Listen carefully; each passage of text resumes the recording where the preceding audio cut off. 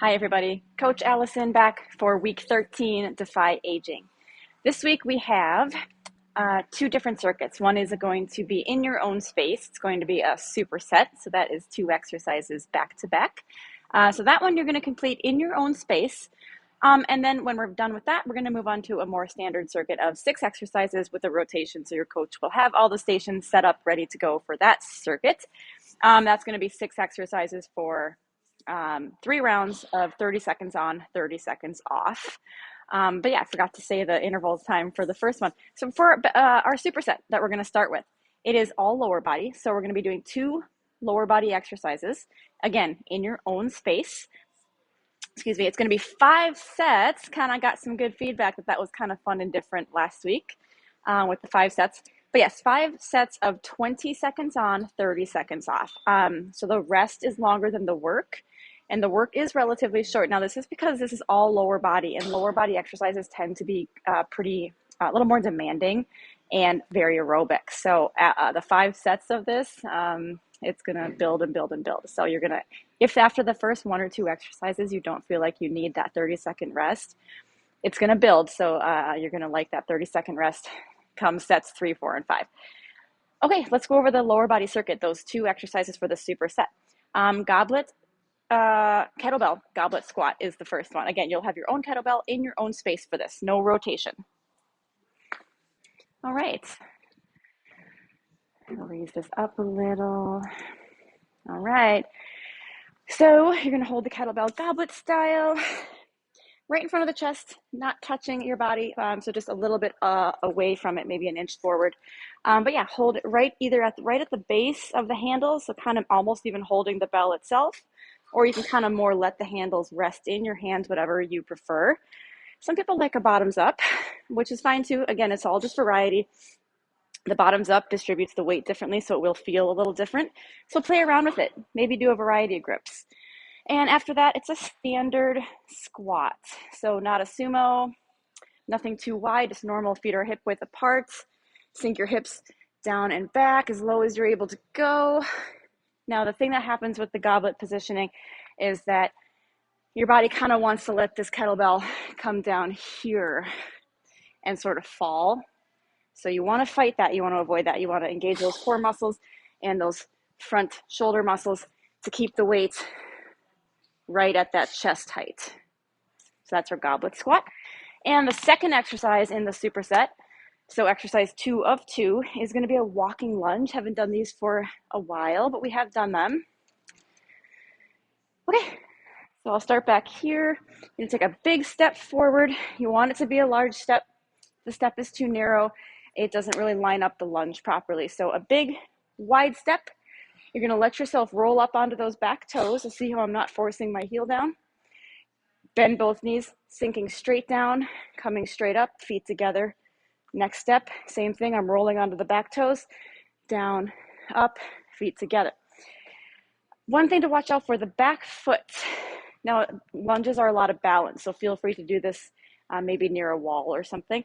But the back foot, if your balance is a little shaky, your back foot might want to turn like this, because what that's doing is widening your balance, right? It's giving you more wide stability. So this placement of the foot is going to feel more balanced than this. However, this is bad for the ankle, bad for the knee, bad for the hip, because it throws everything out of alignment, because we don't want to do this. So watch out for that. Use the mirrors, kind of maybe watch your form in the mirror. Anyways, you do want to be on the back toes straight, foot straight forward, not turned out to the side. So I'll show you a couple from straight on. Big step, down, up, other leg, big step, down, up, and so on. Lastly, we'll look out for kind of falling forward like this. We don't want to do that. You want to instead sink straight down, straight up. Your back should stay pretty much straight up and down. Don't fold forward. Okay, so kettlebell goblet squat and a walking lunge. 5 rounds of 20 seconds on, 30 seconds off. Okay. And our circuit. Now the circuit is going to be all upper body and core, but basically not legs. So we'll put it that way. 6 stations. Extra station 1, jumping jacks. Pretty standard. I think we all know jumping jacks. You can do the full jump option, and try to make sure you're getting nice full arm swings instead of kind of little, the bigger the movement, the more benefit, the more efficient, the more effective. So big arm swings. And now if the impact isn't an option for you, keep those full arm swings, but you're going to do a nice big side step instead of the jump. So make sure you do the full step with the arms going up and down, if that makes sense. So we don't go, I can't even do it wrong, actually. We don't go like this, yes. So see how I'm kind of slowing down the arms, but now we want the arms to go a full up and down with each step. So keep that in mind if you're doing the step option. Station 2, overhead press with the up, up, down, down pattern. So this takes a standard exercise, adds a little more of a cognitive component, challenging cognitive component to it. So weights are up by the shoulders, palms forward. Standard press would be both arms at the same time. But instead, we're going to go up, up, down, down, up, up, down, down. Watch out for that second arm coming down, because as you lower your first arm, that second one kind of starts to want to sink. So make sure you're keeping it straight up until the other arm gets all the way down. And if the pattern is tricky for you, just say it in your head as you actually do it. So say up, up, down, down, and that can kind of help keep the coordination straight in your head, because otherwise it can get a little confusing. Next one, swimming Superman. So a Superman variety. Okay, Superman on your stomach on the floor. Okay, and arms are out, legs are out. We're gonna, a standard Superman, as many of you know, looks like this, right? Lifting the chest, lifting the legs. Now, as we lift for the swimming variety, we're gonna lift and kind of swim those arms back, and then lower and bring them back to the front. So lift, bring back, lower, bring forward. Lift back, lower, forward. Now, as your arms are back here, I want you to pull your shoulders down away from your ears.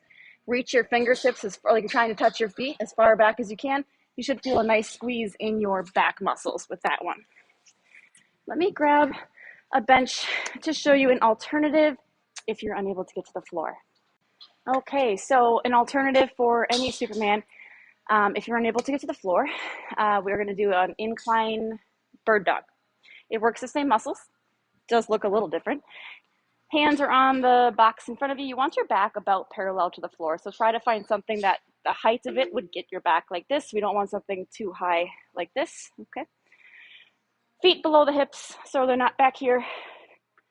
Slight bend in your knees, that's just to protect your hamstrings and your knees, so just don't lock out your knees like this.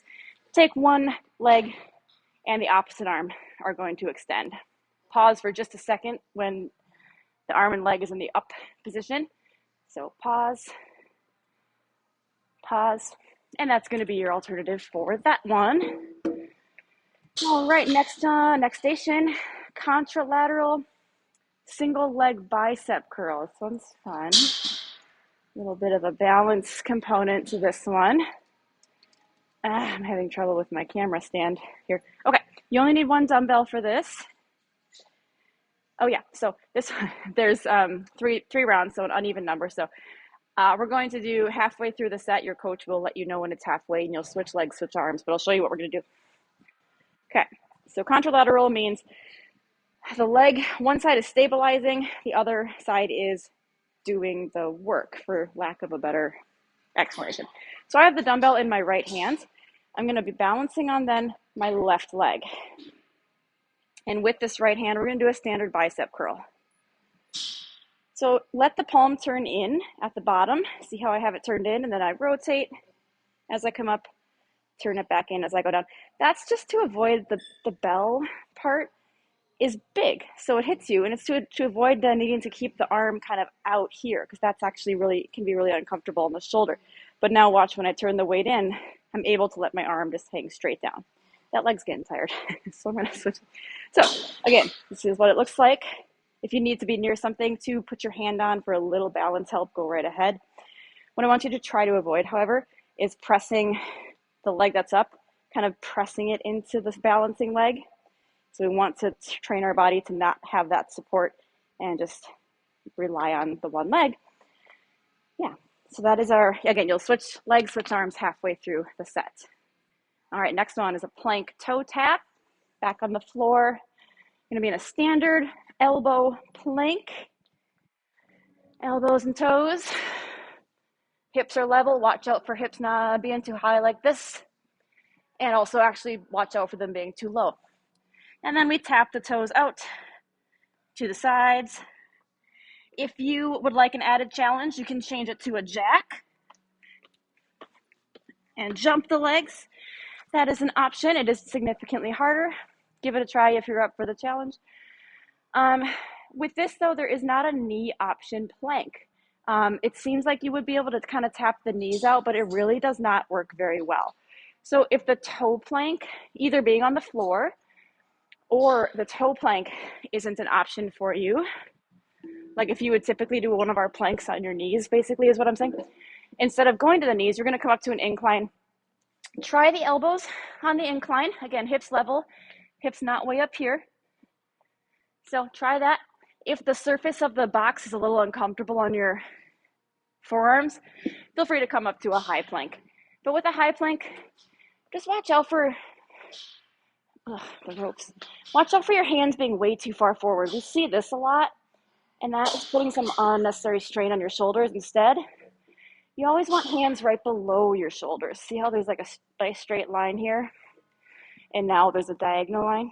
So watch out for that if you are doing an incline plank for this exercise or for any exercise, any incline plank in the future. You know, it still applies. Lastly, we have a battle rope. We're going to do a double arm. Man, this stand. Double arm slams with our battle ropes. All right. Grab those ropes. No, okay. Let's get a better angle here. Oopsie daisy. Okay.